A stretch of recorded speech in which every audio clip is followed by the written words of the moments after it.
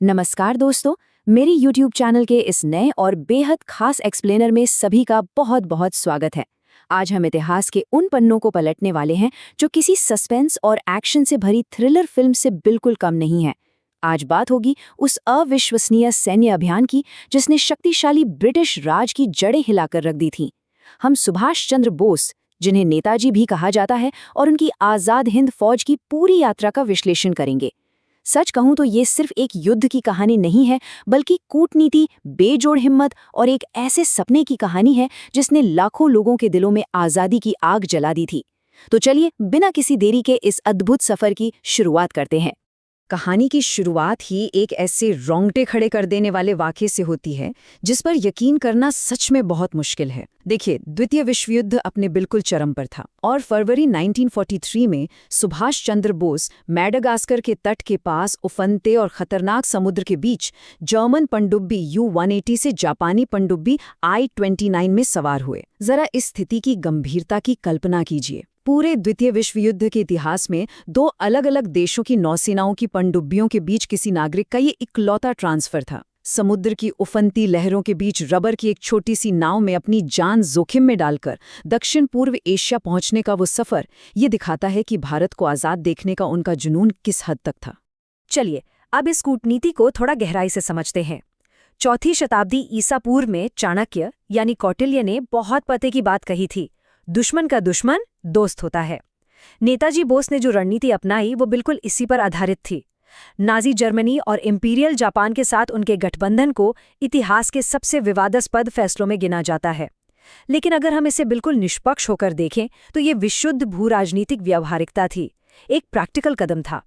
ये साफ था कि ब्रिटिश साम्राज्य को उखाड़ फेंकने के लिए उन ताकतों के साथ हाथ मिलाना ही होगा जो उस समय ब्रिटेन के खिलाफ लड़ रही थीं।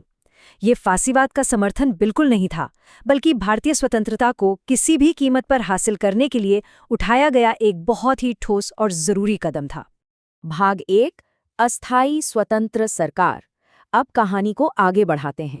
पनडुब्बी के उस जानलेवा सफर के बाद बोस जापान पहुंचे और फिर जुलाई 1943 में सिंगापुर आए। उनके वहां पहुंचते ही भारतीय प्रवासियों के बीच जो उत्साह पैदा हुआ वो शब्दों में बयां नहीं किया जा सकता। 21 अक्टूबर 1943 को बोस ने सिंगापुर में अर्जी हुकूमत आज़ाद हिंद यानी आज़ाद हिंद की अस्थायी सरकार का ऐलान कर दिया। और ध्यान देने वाली बात यह है कि यह सिर्फ कोई विद्रोही गुट या कागजों पर बनी संस्था नहीं थी, ये निर्वासन में चल रही एक प्रॉपर, पूरी तरह से विकसित सरकार थी। इनका अपना एक वर्किंग कैबिनेट था, अपनी अदालतें थीं और यहाँ तक कि अपनी खुद की करेंसी और नागरिक संहिता भी थी। इनका अपना राष्ट्रगान था, शुभ सुख चैन, और एक बहुत ही शक्तिशाली आदर्श वाक्य था, इत्तेफाक, एतमाद और कुर्बानी, यानी एकता, विश्वास और बलिदान। सबसे हैरानी की बात तो ये है कि इस सरकार को जापान, जर्मनी और इटली समेत 9 देशों ने आधिकारिक तौर पर मान्यता भी दे दी थी। ये भारत की स्वाधीनता का एक बहुत बड़ा कूटनीतिक दावा था। भाग 2, राष्ट्रीय सेना का निर्माण। अब जब सरकार बन गई तो उसे बचाने के लिए एक सेना की भी जरूरत थी। बोस ने जिस आज़ाद हिंद फौज या इंडियन नेशनल आर्मी यानी INA की कमान संभाली, वो कोई आम सेना बिल्कुल नहीं थी। जब जापानियों ने सिंगापुर और मलया पर कब्जा किया था तो हजारों ब्रिटिश भारतीय सैनिक उनके युद्धबंदी बन गए थे।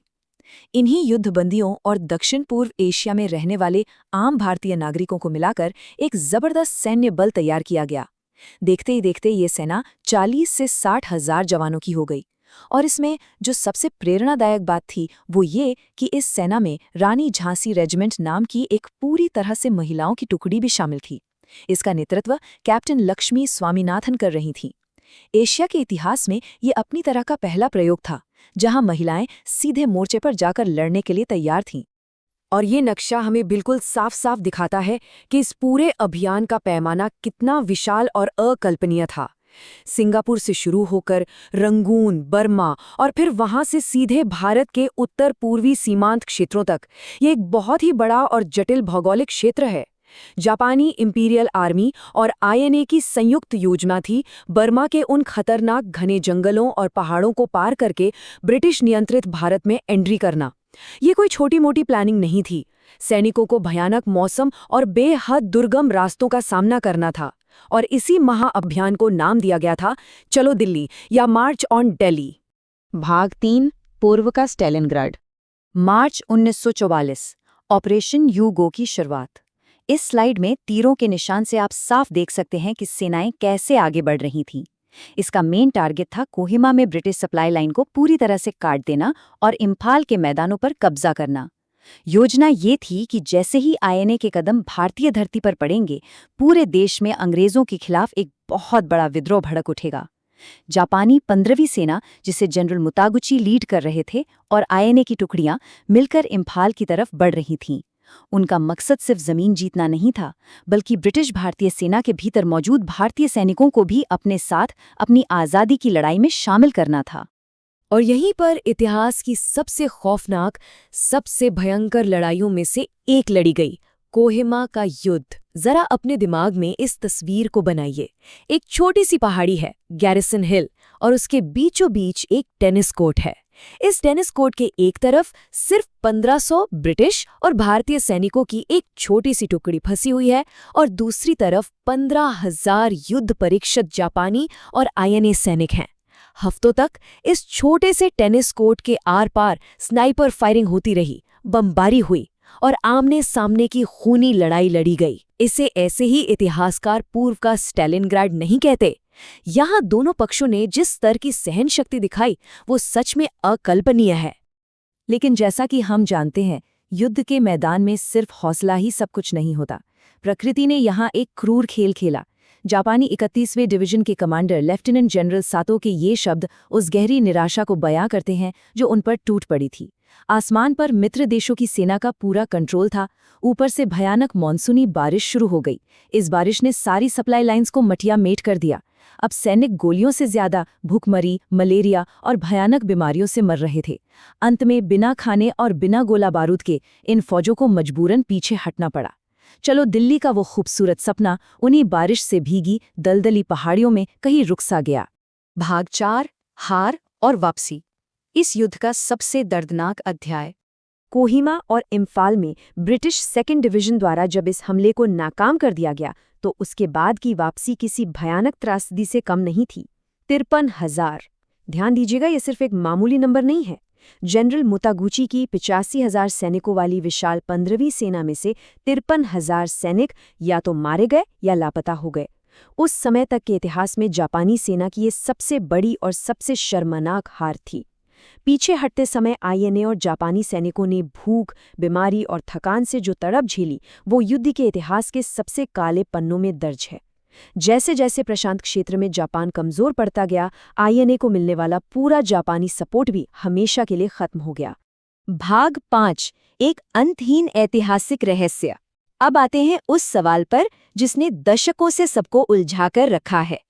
1945 के मध्य तक आते आते विश्व युद्ध खत्म होने की कगार पर था। रंगून हाथ से निकल चुका था, जापान ने सरेंडर कर दिया था, और इसी के साथ आज़ाद हिंद आंदोलन भी बिखरने लगा था। मुख्यधारा के ऐतिहासिक दस्तावेज बताते हैं कि 18 अगस्त 1945 को ताइवान के ताइहो को, यानी आज के ताइपे हवाई अड्डे से उड़ान भरने के कुछ ही देर बाद नेताजी का ओवरलोडेड विमान बुरी तरह क्रैश हो गया। आधिकारिक आकलनों के अनुसार इस क्रैश में Subhash Chandra Bose 3rd degree Burns का शिकार हुए और उसी रात एक सैन्य अस्पताल में उनका निधन हो गया। कहा जाता है कि उनके अवशेषों को टोक्यो के रिंकोजी मंदिर में सुरक्षित रखा गया, लेकिन भारत में और खास तौर पर बंगाल में लाखों लोग इस कहानी पर यकीन करने को बिल्कुल भी तैयार नहीं थे। अब इस स्लाइड में जो सबसे दिलचस्प बात है वो ये है कि कैसे भारत सरकार ने दशकों तक इस रहस्य की गुत्थी को सुलझाने की कोशिश की। 1946 की फिगर्स रिपोर्ट हो, 1956 की शाहनवाज समिति हो या 1970 का खोसला आयोग, इन तीनों ने यही निष्कर्ष निकाला कि बोस की मृत्यु उसी विमान दुर्घटना में हुई थी। हाँ, शाहनवाज समिति में नेताजी के भाई सुरेश बोस ने जरूर असहमति जताई थी, लेकिन कहानी में सबसे बड़ा ट्विस्ट 2005 में आया। मुखर्जी आयोग ने एक बेहद चौंकाने वाली रिपोर्ट पेश की। उन्होंने साफ कह दिया कि उस दिन कोई विमान दुर्घटना हुई ही नहीं थी, और तो और मंदिर में रखी अस्थियां किसी जापानी सैनिक इचिरो ओकुरा की हैं। भले ही भारत सरकार ने मुखर्जी आयोग की इन बातों को खारिज कर दिया, लेकिन इससे उन अनगिनत कॉन्स्पिरेसी थ्योरीज को फिर से हवा मिल गई जिन पर आज भी गर्मागर्म बहस होती है। भले ही नेताजी रहस्यमयी तरीके से गायब हो गए, लेकिन उनकी खड़ी की हुई सेना का काम अभी खत्म नहीं हुआ था। 1945 के आखिर में ब्रिटिश हुकूमत ने एक बहुत बड़ा दांव खेला। उन्होंने गिरफ्तार किए गए आईएनए के प्रमुख अधिकारियों जैसे शाहनवाज खान, प्रेम कुमार सहगल और गुरबख्श सिंह ढिल्लोन पर दिल्ली के लाल किले में सरेआम राजद्रोह का मुकदमा चलाने का फैसला किया। और सच कहूं तो ये अंग्रेजों की सबसे बड़ी ऐतिहासिक भूल साबित हुई। इन मुकदमों ने पूरे भारत में अंग्रेजों के खिलाफ गुस्से की एक ऐसी सुनामी ला दी जिसे रोकना नामुमकिन था।